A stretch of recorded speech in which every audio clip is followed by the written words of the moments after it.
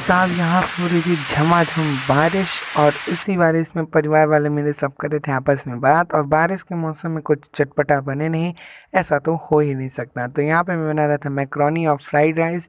तो मैंने टमाटर प्याज और सॉसेस वगैरह सब इसमें अच्छे से मिक्स करके सारे मसाले डाल दिए। फिर मैंने इसके बाद मैक्रोनी और चावल को अच्छे से मिक्स किया, फ्राई किया। और भाई साहब फिर इसके बाद मैंने अपना एंजॉय किया। Tea time, bye bye.